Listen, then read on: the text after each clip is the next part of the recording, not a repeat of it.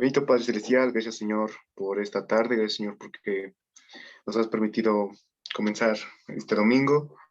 Señor, en esta tarde te pido por la salud de Adriana, por favor. Tú sabes qué es lo que está pasando. Por favor, Señor, ayúdala. Gracias por este grupo de jóvenes, Señor, que se ha podido conectar. Por favor, abre nuestro corazón, nuestra mente, Señor, para poder entender bien qué es lo que quieres para nosotros. Gracias, en nombre de Jesús. Amén. Amén. Gracias, mi buen Johnny.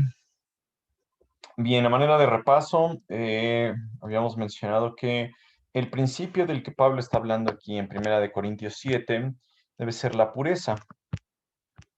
La pureza debe regir las decisiones que se toman y si alguien tiene la capacidad de mantenerse puro o pura por el resto de su vida y dice yo me siento bien el resto de mi vida, pues está bien, se mantienen solteros y no hay ningún problema. Pero si en algún momento esa persona dice, sabes que yo no voy a poder aguantarme, tengo necesidades, mi cuerpo me pide casarme, entonces pues dice la Biblia, lo mejor es que te cases y que no te estés quemando. Ese es el punto. Por lo tanto, entendemos que Dios a algunas de las personas les da el don de ser célibes, es decir, de no tener la necesidad de casarse, no tener la necesidad de sentir afecto por la persona del otro sexo, pero hay algunas personas que no pueden vivir así, que dicen, uy, yo creo que si en algún momento voy a fallar, voy a quemarme, por lo tanto, dice la Biblia, es mejor que tengas a tu esposo o a tu esposa en vez de andar ahí de precipitoso o precipitosa. Jesús también habló del matrimonio y dijo que, bueno, en sus enseñanzas, Jesús decía, no hay que divorciarse, ese es el principio que Dios decía, pero Pablo pues les dijo, oigan, hay algunas cosas que Jesús no dijo, como por ejemplo, si un creyente está casado con una mujer que no es creyente, el principio es que no se separen si la otra persona, la no creyente, está consciente, está bien de que ese matrimonio va a funcionar y le quiere echar ganas y no hay ningún problema. Una cuestión muy diferente a unirse en yugo desigual.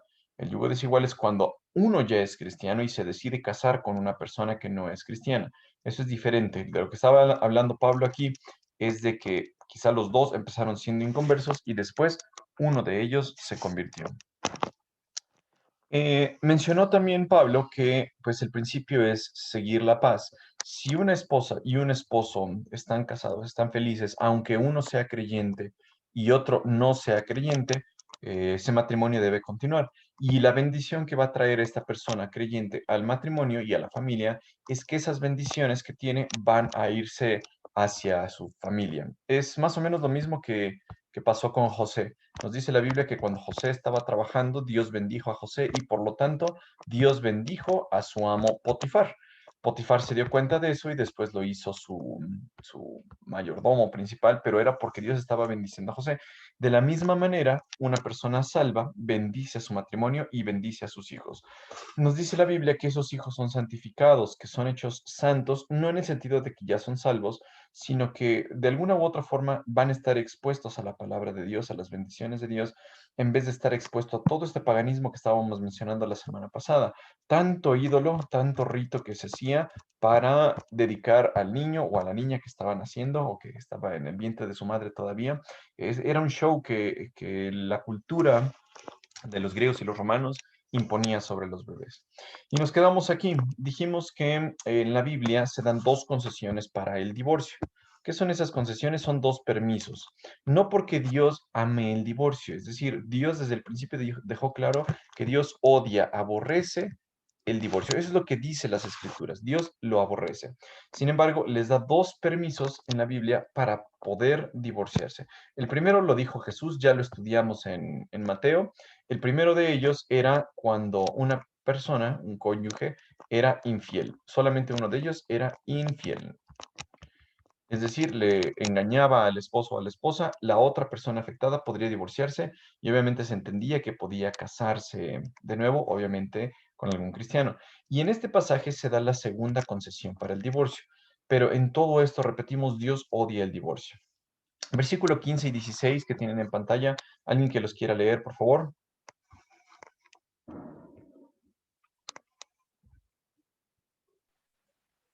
En cambio, si el esposo o la esposa que no es creyente insiste en irse, dejen que se vaya.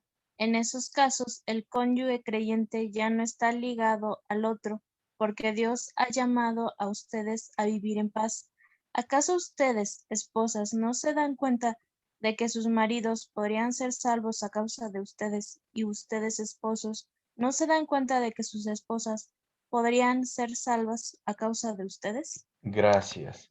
Este pasaje es algo profundo para que lo podamos analizar. Vamos a irlo dividiendo en algunas partes y entender qué es lo que quería decir Pablo. Ya dijimos que si hay un creyente con una incrédula y esa persona dice, yo quiero seguir viviendo contigo, eso está perfecto, Dios bendice ese matrimonio porque Dios quiere que ese matrimonio siga junto. Sin embargo, aquí les dice Pablo, si en cambio, si el esposo o la esposa que no es creyente, es decir, el incrédulo, le dice al creyente, ¿sabes qué? Yo no puedo vivir así, mejor me voy. Nosotros podríamos pensar en cómo, no es posible que esa persona se vaya, no debería quedarse, no debería mantenerse el matrimonio. Lo ideal es que sí, pero Pablo dice, hay un principio más grande que el que se quede aquí, y ese principio es que Dios nos ha llamado a vivir en paz.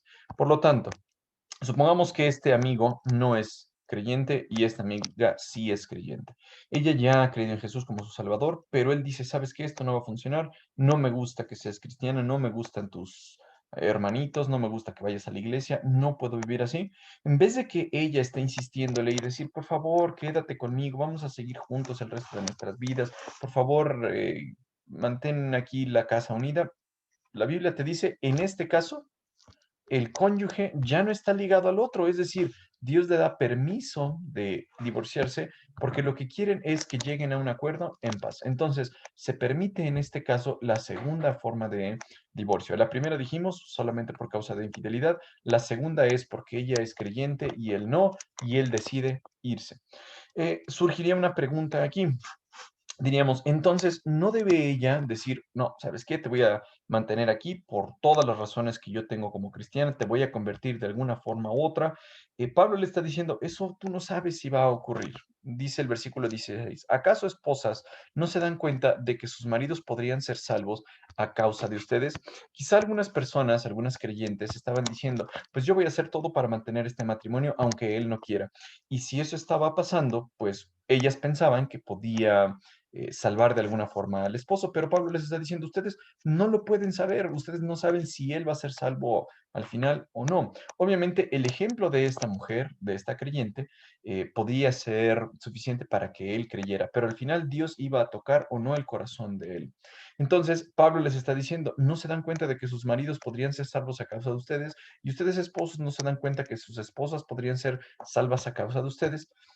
Lo que les está diciendo es que lo principal es mantener el vínculo de la paz. Si él se quiere ir porque no soporta el cristianismo, que se vaya en paz. Ella queda libre, ya es libre, ya no tiene este compromiso. Por lo tanto, si ella quiere volver a unirse, puede hacerlo, obviamente, en el Señor. Esta es la segunda concesión que Dios le da para el matrimonio, pero repetimos tajantemente, Dios no diseñó el matrimonio como para divorciarse. ¿Por qué esto podría ocurrir? Porque, pues ustedes saben que en esa cultura, como lo vimos al principio, quizá eran esclavos estos dos miembros del matrimonio y alguno se había convertido al cristianismo, otro no, y ellos estaban pensando, bueno, vamos a mantener la unión o no por la cultura en la que se estaban desarrollando. Pero hoy en día, ¿qué podríamos aplicar de esto? Quizá algunas personas podrían utilizar el matrimonio como una zona evangelística y eso no es el plan de Dios. Es decir, no quiere Dios que se mantengan en el matrimonio con el fin de evangelizar y mantener ese matrimonio, aunque esa persona no quiera estar en el matrimonio, solamente por causa de evangelizar. Es decir, que ella le comente a él, ¿sabes qué? No te voy a dar el divorcio porque te voy a convertir en cristiano y al final de tu vida vas a darte cuenta que Dios te salvó. No es ese el objetivo. El objetivo es que nosotros vivamos en paz. Eso es lo que está diciendo Dios. Quizá algunas personas decían, yo voy a salvar a mi esposo, no le voy a dar el divorcio solamente para que él considere el evangelio. Pero Pablo no les está diciendo que el matrimonio es el lugar para estar evangelizando. Obviamente el testimonio de ella iba a ser importante, pero no es lo principal. Lo principal es poder vivir en paz. ¿Okay? Hasta ahorita, en este capítulo, pues Pablo ya ha estado hablando de muchas instancias sobre las relaciones personales. Pablo ya les mencionó ¿Qué debe hacer un esposo y una esposa? Es decir, en los primeros versículos este capítulo empezó diciéndoles que cada uno de ellos tiene su deber con respecto al otro, que él ya no se pertenece a sí mismo, sino él le pertenece a ella y ella le pertenece a él. Por lo tanto, deben cumplir sus deberes conyugales si están casados. Ese es el mandato que Pablo les da. Y obviamente Jesús les había dicho, este matrimonio debe seguir junto hasta la muerte. La única razón por la que lo podrían romper, repetimos, es por fornicación. Entonces ya habló Pablo sobre el matrimonio, sobre los deberes del matrimonio. El matrimonio debe seguir hasta el resto de la vida. Pablo también habló de los que ya no tienen a su pareja. Puede ser a causa del divorcio o puede ser a causa de la muerte, que ya queden viudos o viudas. En ese caso, Pablo ya también les comentó que pues lo ideal es que si se pueden mantener así solitos, sin casarse después de haberse divorciado o enviudado, como pensamos que era el caso de Pablo, Pablo les dice que eso es lo mejor, porque así esa persona solito se podría enfocar en el servicio de Dios. También Pablo todavía nos va a hablar en el resto del capítulo de los solteros, qué se puede hacer con respecto a los solteros. Y pues todo esto debemos recordar que estaba dado por la cultura, por todo lo que estaba pasando en la cultura de los griegos y de los romanos, que en ese momento era tan influyente en la iglesia. Pero también repetimos, es una diferencia con respecto al yugo desigual. Esta imagen la encontré buscando yugo desigual, en la que ponen a un camello y una vaquita a arar. Pues obviamente se ve como el yugo está diferente, quizá el camello vaya a un ritmo, quizá el camello quiere ir en una dirección y ella en otro. No debemos confundir lo que Pablo está diciendo aquí con lo que va a decir Pablo en Segunda de Corintios, que habla del yugo desigual. En esto nosotros podemos elegir, es decir, más bien tenemos que elegir. Si vamos a casarnos, debe ser con una persona en el Señor para que no ocurra esto. ¿Sí? Pero si alguien se convierte al Señor, como lo vimos en los últimos versículos, pues esa persona que no está convertida es libre de irse o de quedarse. El objetivo es que el matrimonio siempre siga unido. Pero ahora Pablo va a hablar de un tema bien importante que es el contentamiento. El contentamiento es algo que como cristianos necesitamos tener, pero que no siempre tenemos y que en la Biblia se habla mucho del contentamiento, pero pues quizá no lo entendemos, quizá pensamos que nosotros somos más inteligentes que Dios y en el contentamiento pues nosotros debemos recordar que Dios nos puso donde quiere que estemos. Hay una frase que escuché, no es bíblica obviamente, que en toda la tierra, en todo el lugar donde Dios pudo haber puesto una plantita, pues Dios decidió que esa plantita creciera aquí. Ahí le dio sus raíces. Y lo único que puede hacer la plantita es florecer aquí, donde Dios lo puso, donde está la plantita. Si la plantita empezara a pensar, uy, ¿por qué no me sembró Dios aquí? ¿Por qué no me puso donde hay más agua? ¿Por qué Dios no me hizo junto a un río? ¿Por qué Dios no me creó junto a la sombra de un gran árbol? ¿Por qué Dios no me hizo una violeta en vez de haberme hecho un ciprés? Bueno, esas cuestiones pues no van a hacer que la florecita funcione mejor. El objetivo es que donde Dios te puso, florezcas. El contentamiento tiene que ver mucho con eso y Pablo va a hablar aquí sobre eso. La verdad yo no entiendo muy bien por qué Pablo lo decidió meter justo después del tema que acabamos de ver, de en qué causa se puede dar el divorcio, pero por algo lo puso aquí y después vuelve a retomar el tema de los solteros, que en la Biblia llama vírgenes. Pero mete este tema aquí en 1 Corintios 7 y es algo que Dios quiere que nosotros como cristianos sepamos. Les repito, para poder entender esto, me vino a la mente esta comparación. Florece donde Dios te puso. En vez de estar quejándote, ¿por qué Dios no te puso acá? ¿Por qué Dios no te hizo así? ¿Por qué Dios te dio como enfermedad eso? ¿Por qué Dios te hizo como Él quiso? Tú solamente encárgate de florecer donde estás. ¿Alguien quiere el versículo 17, por favor? Cada uno debería seguir viviendo en la situación que el Señor lo haya puesto y permanecer tal como estaba cuando Dios lo llamó por primera vez. Esa es mi regla para todas las iglesias. Perfecto. Lo que Pablo les está diciendo aquí a los corintios es una cuestión bien importante que no solamente Pablo aplica para la iglesia en Corinto, sino que les está diciendo, mi regla para todas las iglesias, es decir, las de Colosa, las de Galacia, las de Éfeso, las de donde haya estado Pablo, es aplicar una misma regla. Cada uno de ustedes, cada uno o cada una cristianos, deberían seguir viviendo en la situación que el Señor lo haya puesto. Quizá aquí todavía trae a mente lo que ha mencionado en los versículos previos del matrimonio, porque algunas personas decían, újule, pues la cultura me está diciendo que yo como cristiano me debo separar. Entonces, lo que estaban haciendo era disolver su matrimonio. Él y ella estaban felices juntos. Alguien les metió la idea de que era mejor separarse y vivir una vida célibe para agradar a Dios y quizá estaban pensando que por culpa del cristianismo debían disolver este matrimonio. Ya Pablo les explicó que no, ya Pablo les dijo que ese matrimonio debería seguir, pero algunas ideas que meten otras personas, pues los cristianos se las tragan como si fueran la palabra de Dios. Por lo tanto, Pablo les está diciendo aquí algo. Cada uno debe seguir viviendo en la situación que lo haya puesto. Es decir, si fueron casados, que sigan casados, si no, pues que sigan así, pero lo va a hacer como en un principio general.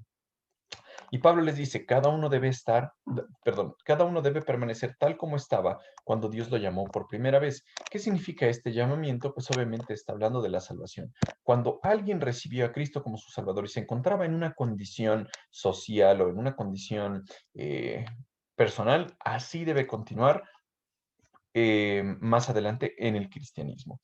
¿Qué significa este versículo? Algunos comentaristas lo ponen así o lo parafrasean así. Cada uno cumpla sus deberes en el estado en que Dios, en su providencia, lo ha llamado. ¿Por qué me atreví a ponerle esto? Obviamente no porque esto sea palabra de Dios, sino porque quizá esta frase nos ayuda a entender mejor lo que sigue. Algunos estaban ocupando el cristianismo como para decir, uy, ¿sabes qué? Tu matrimonio se debe disolver, como les acabo de comentar. Hombre y mujer se deben separar porque solteros van a servir mejor a Dios. Eso no es lo que dice la Biblia. Esa es una mentirota que estaban escuchando de parte de la sociedad. Quizá otra mentira era de, oye, tú eres esclavo, tienes tus cadenas, tienes tus grillos aquí en las manos, no te dejan ser libre y por lo tanto rompe con esas cadenas ahora que eres cristiano. ¿No te gusta cómo está el gobierno? Pues entonces haz revolución contra el gobierno. Pero esta frase de cómo entender este versículo nos ayuda a entender mejor eso. Cada uno debe cumplir sus deberes en el estado en que Dios lo ha llamado, pero Dios lo hizo en su providencia, es decir, el lugar en el que tú cristiana o tú cristiano te encuentras es porque Dios te puso ahí. Entonces, la carrera que tienes, de la familia que tienes, el trabajo que tienes, la salud que tienes, Dios en su providencia lo ha controlado. No tienes tú que usar el cristianismo como una arma social para romper la estabilidad que existe en la sociedad. Eso es lo que Pablo les quiere decir aquí. Y les pone un ejemplo. Versículo 18, alguien que lo quiera leer, por favor.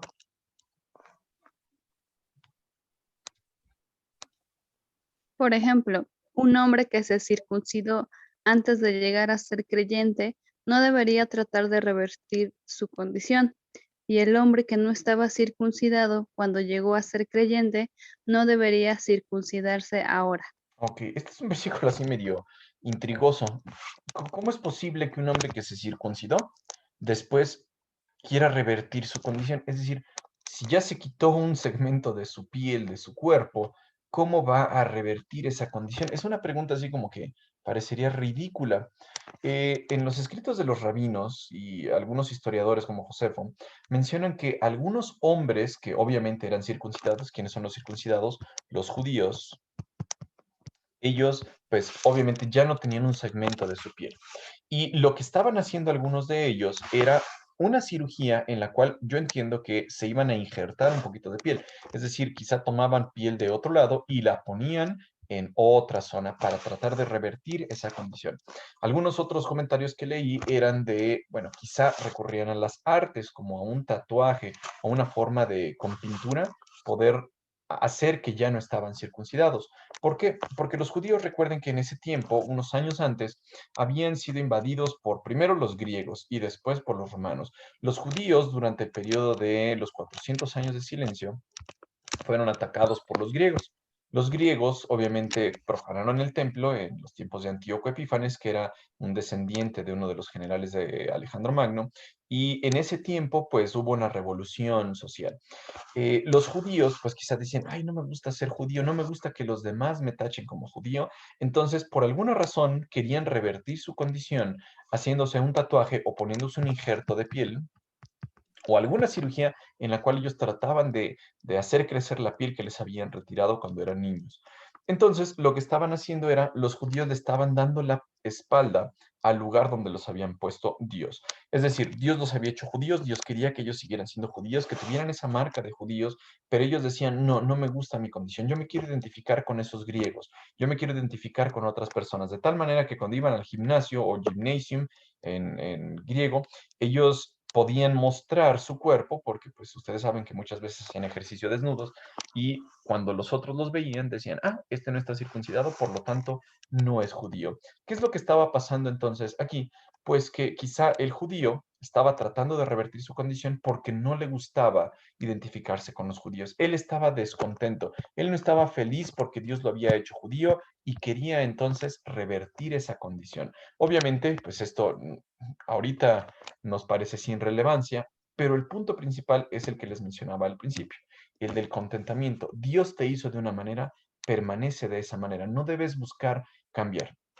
De la misma forma, el hombre que no estaba circuncidado cuando llegó a ser creyente no debería circuncidarse ahora. Es decir, una persona a la que Dios salvó de una forma no debería estar buscando cambiar su condición social. Pablo va un poquito más adelante y les dice en el versículo 19, pues no tiene importancia, en realidad no es algo de relevancia si un hombre ha sido o no circuncidado. Hay cosas más importantes. ¿Cuáles son esas cosas más importantes? Cumplir los mandamientos de Dios. Obviamente ya sabemos que el cumplir los mandamientos de Dios no nos da la salvación, sino la salvación nos permite cumplir esos mandamientos de Dios porque tenemos el Espíritu Santo. Pero surge una pregunta importante. Bueno, Pablo va a hablar ahorita de los esclavos y nosotros como cristianos podemos tomar el cristianismo como un evento social o como para crear una revolución y abolir la esclavitud. Esa es una pregunta que pues han tenido muchas personas y como respuesta a esa pregunta han criticado a Pablo y dicen cómo Pablo no condenaba la esclavitud. Bueno, Pablo en realidad pues estaba en una cultura en la que la esclavitud era normal y Pablo en vez de decirles, oigan, quiero que ustedes se liberen, quiero que rompan esas cadenas, quiero que ustedes se levanten en armas contra su amo o contra el sistema o contra el gobierno, Pablo les dice otra cuestión. ¿Qué es lo que les dice Pablo? Alguien que lee aquí versículos 20 al 22, por favor, que están en pantalla.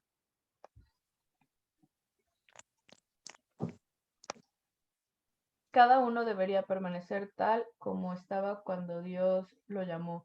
¿Eres un esclavo? No dejes de que eso te preocupe. Sin embargo, si tienes la oportunidad de ser libre, aprovéchala. Y recuerda, si eras un esclavo cuando el Señor te llamó, ahora eres libre en el Señor. Y si eras libre cuando el Señor te llamó, ahora eres un esclavo de Cristo. Muy bien. Este segmento quizá nos tome otra semana más en terminarlo porque es algo amplio y tenemos que explicar algunas cuestiones de acá. Perdón. Pablo lo que les estaba diciendo es, cada uno en el lugar en que los ha llamado Dios, así permanezca. No es como un pretexto el cristianismo como para querer levantarse en armas contra la sociedad. Quizá en ese tiempo lo estaban tomando así, estaban diciendo, ah, pues eres un cristiano, entonces debes buscar abolir el gobierno, debes buscar estar en contra de las autoridades que Dios ha instituido, pero no, Pablo no está diciendo que el cristiano deba hacer eso. Si Dios te puso en un lugar, si Dios te salvó siendo circuncidado, si Dios te salvó siendo no circuncidado, esas cuestiones no son importantes. Por lo tanto, Pablo les está diciendo, lo importante es cumplir los mandamientos de Dios. En la cultura donde estaba Pablo, es decir, el mundo que rodeaba a Pablo, había muchas cosas que pues quizá hoy podemos entender unas y no podemos entender otras. Había esclavos y eso era algo normal. Había cristianos que tenían esclavos, había cristianos que eran esclavos, había esclavos que se habían convertido en cristianos a través del ministerio de Pablo, de otros apóstoles. Por lo tanto, la esclavitud era algo normal. Pablo no está diciendo aquí que esté bien o que está mal. Había también un emperador. Entonces, el el emperador era considerado en ese tiempo prácticamente un dios. Podía hacer lo que quería, podía poseer lo que quisiera, podía incluso considerarse un dios y buscar que lo adoraran. Bueno, Pablo tampoco está diciendo quiten al emperador, sino que les está diciendo oren por el emperador. No les está diciendo quiten la esclavitud, sino en ese punto en el que Dios te salvó, haz lo mejor, cumple con tu objetivo. Estaba el matrimonio, que ya dijimos, ese matrimonio podía darse de 4 formas, al menos en la antigua Roma: por dinero, por esclavos, por un matrimonio libre, como lo consideramos hoy, por política, o como les mencioné en la introducción al capítulo 7. Pablo lo que está diciendo es aquí, que en todo lo que permeara esto, el objetivo del cristiano no es levantarse en armas contra el emperador, cambiar la esclavitud, luchar contra el matrimonio o luchar por el matrimonio igualitario. No les está diciendo Pablo eso. Les está diciendo que el cristianismo debe permear todo esto. Vamos a ponerlo así. El cristianismo o Cristo debe permear en todo esto, de tal manera que si Dios te salvó siendo un esclavo, ahora tú debes ser mejor esclavo. Si Dios te salvó siendo un esposo, ahora tú debes ser un mejor esposo. Si Dios salva a una esposa, ahora se entiende que esa esposa va a ser mejor esposa. Si Dios salva a un amigo, Dios va a hacer que esa persona sea un amigo. Por lo tanto, nos podríamos preguntar, ¿entonces Pablo no estaba incitando a levantarse en armas? ¿Pablo estaba apoyando la esclavitud? ¿Pablo estaba apoyando al emperador? ¿Pablo estaba apoyando el imperio? ¿Pablo estaba apoyando el divorcio? No, lo que está diciendo aquí Pablo es que el cristianismo debe permear todo eso, y claro que va a haber cambios por el cristianismo en la sociedad, pero la forma en la que el cristianismo va a permear en la sociedad, nos dice MacArthur, debe ser como la levadura, no como la dinamita. Porque a veces pensamos que por ser cristiano, ya vamos a levantarnos en armas, vamos a quitar el gobierno opresor, vamos a quitar ese maldito que está en el poder, vamos a levantarnos contra tal dictadura. No, Pablo está diciendo, el cristianismo debe ser como una levadura. Si el cristianismo va a cambiar al mundo, que lo puede cambiar, debe ser como una levadura, desde adentro, poco a poco. Y aunque pensamos que la levadura siempre en las escrituras es como sinónimo de pecado, ya sabemos que no siempre. En una ocasión Jesús dijo que el reino de Dios es como la levadura. Por lo tanto, el esclavo puede hablar de Cristo, puede mostrar a Cristo, en el matrimonio se puede reflejar a Cristo, y esas pequeñas acciones es lo que va a cambiar a la sociedad. Dios no dijo que el matrimonio debía cambiar, perdón, el cristianismo debía cambiar toda la cuestión social como una dinamita, explotando y haciendo revolución y haciendo revueltas. Eso no fue la idea de Pablo. Pablo dijo, ¿el cristianismo va a cambiar al mundo? Sí. ¿Cómo? Con pequeñas acciones. ¿Se acuerdan lo que dijo Jesús? Cuando veas a una persona sin hogar, tú le puedes dar la bienvenida. Cuando veas a un huérfano, tú puedes bendecirlo. Cuando veas a una persona pobre, tú puedes ayudarla. Es decir, el cristiano sí tiene una acción social, pero Dios no está mandando a que esa acción sea como dinamita, que sea una revolución, que sea una explosión contra el gobierno, contra el sistema. No, Dios te está diciendo, en donde Dios te puso, tú haz lo mejor posible. Por lo tanto, Pablo les dice aquí, cada uno debería permanecer tal y como estaba cuando Dios lo llamó. Entonces le pregunta, ¿eres un esclavo? Pablo no está diciendo, libérate, rompe las armas, mata a tu jefe. No, sino está diciendo, no dejes que eso te preocupe, eso no es tan importante. Si tú tienes la oportunidad de liberarte, hazlo, no pasa nada, no es pecado, pero que el cristianismo no sea visto como un arma social, como una revolución social, que después haga que maten a los cristianos, que después ubiquen a los cristianos como rebeldes, como personas revoltosas, como personas agresivas. No, lo que está diciendo es, tú vas a hacer una diferencia siendo un esclavo diferente. Tú vas a hacer una diferencia siendo un esposo o una esposa diferente. Versículo 22, recuerda, si eras un esclavo cuando el Señor te llamó, ahora eres libre en el Señor. ¿Libre en qué sentido? ¿Había hecho el cristianismo que las cadenas se rompieran? No, simplemente espiritualmente esta persona ya era libre. Y ahora pasaba de ser siervo solamente de su amo a ser siervo del Señor. Estas cadenas quedaban en segunda o tercera importancia. Ahora eres libre en el Señor. Y si eras libre cuando el Señor te llamó, ahora eres un esclavo de Cristo. Cuando uno busca esclavitud en el Internet, se encuentran imágenes terribles. Obviamente los esclavos eran tratados de una manera horrenda. Obviamente no tenían derechos, eran tratados peor que animales, se les ponía a trabajar, no se les daba paga, solamente se les daba la comida que necesitaban. Y obviamente pues esto es algo triste. Ver incluso estas imágenes, se ve el sufrimiento que querían representar aquí estos artistas. Obviamente los esclavos no eran felices, pero Pablo no les está diciendo, levántense en armas, no les está diciendo que tu condición te preocupe, sino tú ahora tienes un amo. ¿Quién es ese amo? Dios. Sirve al Señor. Obviamente, eso también va a repercutir en que seas un mejor esclavo, seas un mejor siervo, seas un mejor esposo, pero tu condición externa no te debe preocupar. Lo que debe ser tu preocupación es la condición interna. Agrada a Dios, eres esclavo del Señor. Si Dios te salvó siendo libre, ahora dice la Biblia, eres un esclavo de Cristo. Por lo tanto, si nosotros tuviéramos que responder a la pregunta, ¿está bien que un cristiano se levante en armas y haga una revolución y haga una guerra? La respuesta sería no. La Biblia no apoya eso. Oye, ¿pero el cristiano va a cambiar a la sociedad? La respuesta es sí, y es un rotundo sí. Ahí ese negro no se ve. Es un rotundo sí. ¿Cómo la va a cambiar? Como levadura. Poco a poco, siendo mejor persona, siendo mejor amigo, siendo mejor esposo, siendo mejor hijo, como lo veíamos hoy en la predicación. El hijo honra a su padre, y en los otros domingos, el esposo ama a la esposa respeta al marido. Ese va a ser el cambio que el cristianismo trae en la sociedad. Y sí, a lo largo de los años el cristianismo ha cambiado la forma en que se ven muchas cosas, pero lo ha hecho a través de un cambio como la levadura, poco a poco. Ahí nos vamos a quedar porque si no, se nos va a terminar el tiempo y no terminamos ningún tema. ¿Hay alguna duda hasta aquí?